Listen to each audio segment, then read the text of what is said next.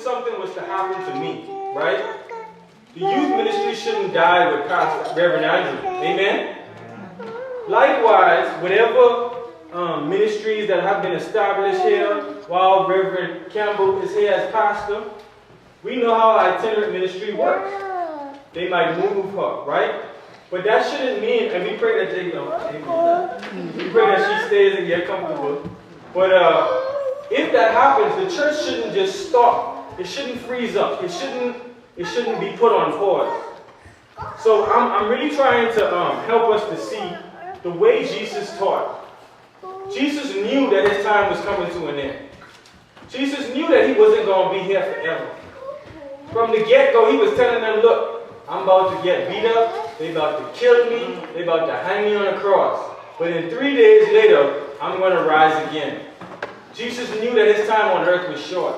And his disciples didn't quite get it until later on. But imagine if we all operated this way.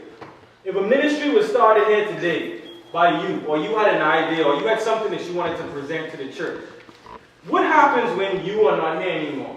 What happens when you get a job in California, or you go to college in South Africa? What happens then? Are we putting things in place so that if something happens, there won't be the love won't be put on pause? Will the church have a consistent outpouring of love, no matter who is the pastor, no matter who is the elder, or who is the bishop? Because the local church is made up of who? Us, right? The people, right? So if God has called us to be a light in this community, I think, personally, I believe, I'm telling you what I believe now.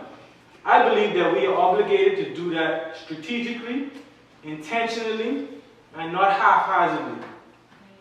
And if we do that correctly, we can train others so that if something were to happen, the love wouldn't be put on pause.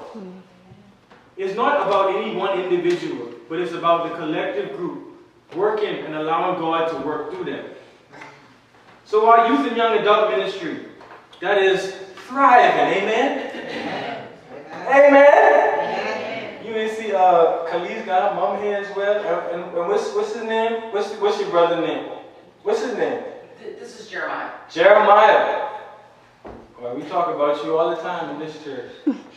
I mean Jeremiah. Yeah.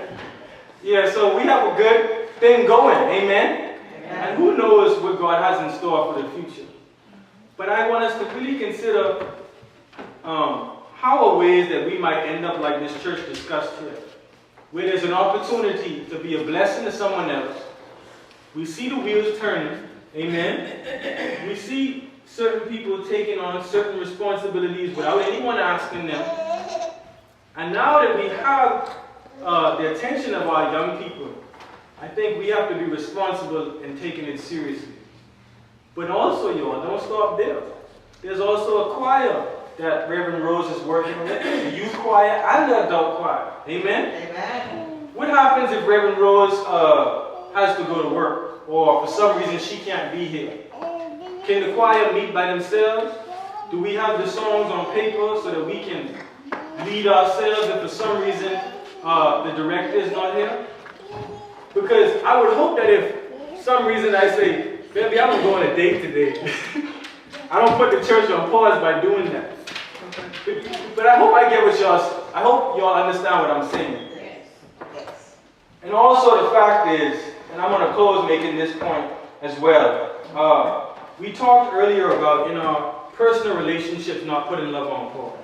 And we talk about in church how our collective identity as a church should not be put on pause. The love that we pour out should not be put on pause either. And we work together to make that happen. Amen?